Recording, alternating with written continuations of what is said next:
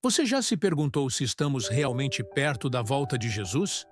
Será que os sinais que a Bíblia mencionou já estão acontecendo bem diante dos nossos olhos? Em Apocalipse 1:7 está escrito: Eis que vem com as nuvens, e todo olho o verá. Esse não é um acontecimento secreto. A volta de Cristo será um evento global, visível e inconfundível. Mas antes desse grande momento, a Bíblia nos mostra que haveria sinais, como alertas de que o tempo está se esgotando. Veja a seguir o que o teólogo e arqueólogo Rodrigo Silva fala a respeito. Que interessante. Muitas pessoas pensam, é o fim do mundo, caramba, vai acabar tudo e tal. Quando você pega a Bíblia, e quem está em casa pode assistir com a gente, depois você lê na sua Bíblia. Pega uma Bíblia de sua mãe aí ou no celular, Mateus capítulo 24. Os apóstolos chegaram para Jesus e perguntaram assim, Senhor, quando vai acontecer? Porque Jesus falou que Jerusalém ia ser destruída, como foi no ano 70, e falou da volta dele. Falou, quando vai acontecer isso? Que sinal virá do fim do mundo. Aí Jesus virou para eles, no alto do Monte das Oliveiras, e falou o seguinte, olha, cuidado para que ninguém engane vocês. Virão falsos profetas, virão falsos cristos, e eu vou dizer para vocês, vocês vão ouvir falar de guerras e rumores de guerras. Não se assustem, é necessário que assim aconteça, mas não é o fim. Então esse negócio de falar que a guerra é sinal, Jesus falou, vão ouvir falar de guerras e rumores de guerras, mas ainda não é o fim. Depois ele falar assim, vão se levantar nação contra nação, reino contra reino, haverá fomes e terremotos em vários lugares. Isso é só o princípio das dores. Então, embora as guerras façam parte do cenário da história, desde que Jesus falou isso até o fim do mundo, ele nunca ensinou para a gente ficar olhando para a guerra, e agora, porque guerra desde que o mundo é mundo. Se você olhar lá na época da Idade do Bronze, tinha guerra, tinha fome. Então a gente tem que ter um pouquinho de cautela para não criar um apocalipse de jornal, sabe? Sim, sim.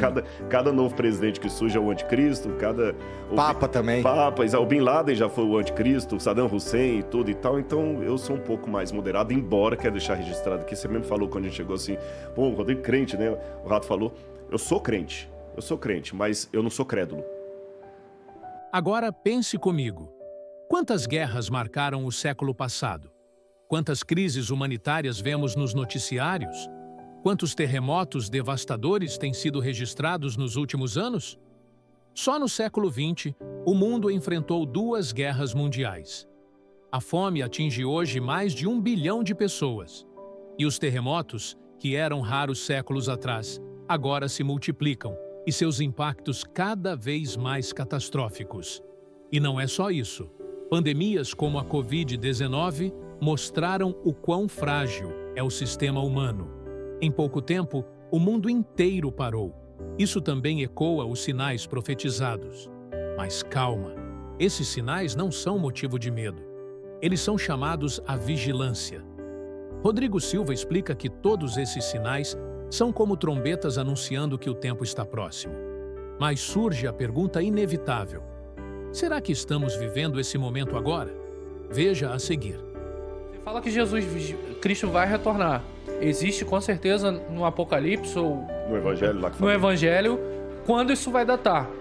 Mas será que é agora? Essa é a pergunta. Será que estamos chegando? Eu acredito que sim, e vou dizer mais. Eu acredito que sim nesse sentido. Quando eu dei aquele exemplo do Evangelho lá, que eu falei, guerra sempre teve, fome sempre teve, tem uma expressão que Jesus falou o seguinte, quando virem algumas coisas serão como dores, como as dores, princípio das dores. A expressão no grego, princípio das dores, são dores de parto. Analogia que Paulo também vai fazer, dores de parto. Quando a mulher vai ganhar neném, ela primeiro começa a ter contração. E o que acontece? Você que é pai, você acompanhou sua mulher, a contração ela vai cada vez diminuindo o intervalo e aumentando a intensidade. Então o que Jesus quis dizer é que até a volta dele algumas coisas iriam diminuir os intervalos e aumentar a intensidade. Realmente, um terremoto que acontece hoje mata muito mais pessoas e afeta muito mais o mundo do que um terremoto que aconteceu no ano 3 a.C. Né? Porque o mundo era menos povoado, então a gente está vendo isso. O risco de uma guerra mundial, realmente é uma guerra mundial, embora eu deixei claro, não quero entrar em contradição aqui, que o anticristo vai trazer uma aparente paz para o mundo. E quando ele voltar, então tudo indica que pode ser agora. Você está entendendo? Tudo indica. Só que no fundo, Jesus falou o seguinte, o dia e a hora vocês não vão saber. Então fiquem preparados, porque a hora que vocês menos perceberem, o Filho do Homem virá. Há também um grande sinal, que Jesus destacou como o último marco antes de sua volta. e este evangelho do reino será pregado em todo o mundo, em testemunho a todas as nações. Então virá o fim. Mateus 24:14. Sim, o avanço do evangelho é o sinal final. Nunca antes na história, a mensagem de Jesus alcançou tantos idiomas, culturas e povos como agora. Com a internet, as redes sociais e as plataformas digitais, o evangelho tem alcançado os 4 cantos da terra como nunca antes. E você faz parte desse movimento. Esse movimento global não depende apenas de grandes plataformas ou pregadores famosos. Ele depende de mim, de você, de cada pessoa disposta a ser luz. Seu testemunho tem valor e Deus tem grandes planos para a sua vida. Na volta de Jesus, os que permaneceram fiéis a Cristo serão salvos e levados com Ele para o céu. No entanto, haverá também aqueles que sucumbirão diante da ira do Cordeiro.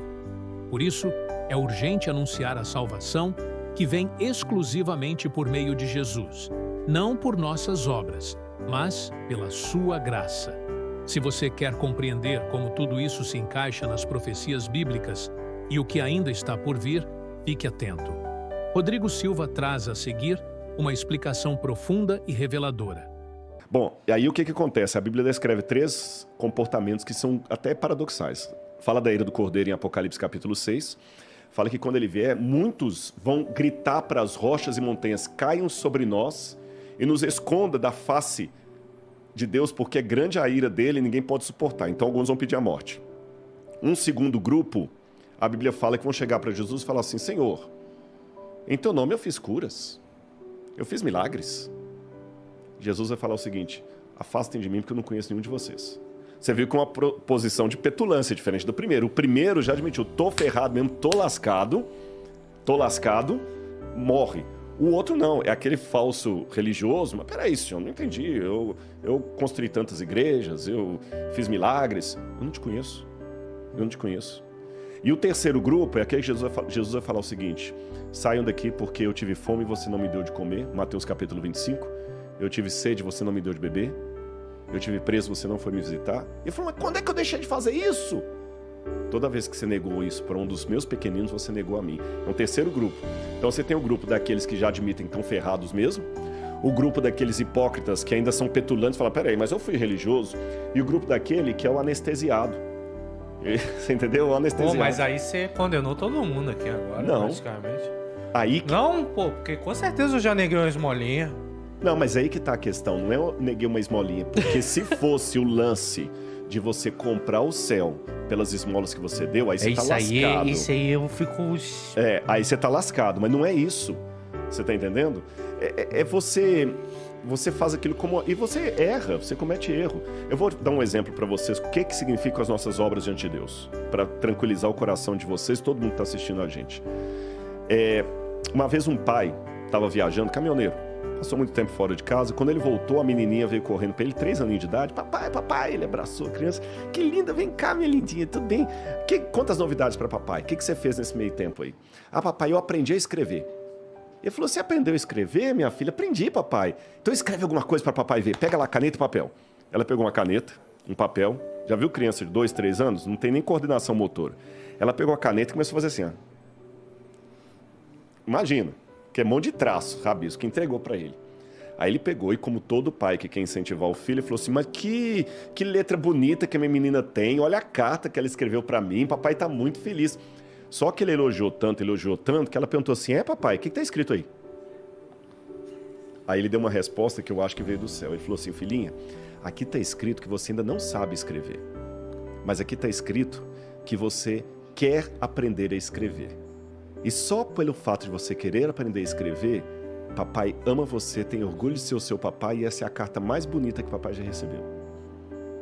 Então Deus é tão, não tem nem palavra para dizer, tão perfeito, tão magnânimo, que qualquer coisa que eu faça, ainda que eu vire uma Madre Teresa de Calcutá com o coração de Gandhi e santidade do apóstolo Paulo, tudo que eu faço chega para ele com um monte de rabisco. Ele olha para cima e fala assim, Rato, Igor, Rodrigo, aqui está dizendo que se eu for depender das boas obras de vocês, vocês nunca vão vir para cá. Mas aqui está dizendo que vocês me amam e amam os meus filhos. Então, por minha graça, vocês vão entrar aqui, porque eu amo vocês e o céu vai ficar vazio se vocês não estiverem aqui. É um rabisco, mas é um rabisco que ele transforma numa obra de arte. Espero que Deus seja bom assim mesmo. Eu tenho certeza que ele é. Eu tenho certeza. A Porque Bíblia fala, senão o Deus é céu amor. vai estar vai vazio. vazio. Vai estar vazio, mas não vai estar não. Tem muita gente que aceita e eu tô aqui. A pergunta que fica é direta, mas necessária. Você está preparado? A volta de Jesus não é uma teoria. Ela é uma promessa. E todos os sinais indicam que esse dia está cada vez mais próximo. Por isso, mais do que especular datas, a Bíblia nos convida a viver com propósito, fé e vigilância. Se hoje fosse o dia, você estaria pronto? Se não estiver, a boa notícia é que ainda há tempo. Tempo de recomeçar, de buscar a Deus com sinceridade, de alinhar sua vida com o céu. Jesus não quer apenas te informar, Ele quer te transformar. E se você sente esse chamado no seu coração, não ignore. Talvez esse vídeo seja o empurrão que você precisava para se aproximar de Deus de verdade. Se essa reflexão tocou seu coração, considere apoiar esse ministério deixando um like e se inscrevendo no canal. Isso nos ajuda a continuar levando mensagens de esperança para mais pessoas. E se alguém veio à sua mente enquanto assistia, envie este vídeo para ela. Uma simples atitude pode ser o início de uma transformação. Vamos juntos manter viva a chama da fé até o grande dia da volta de Cristo.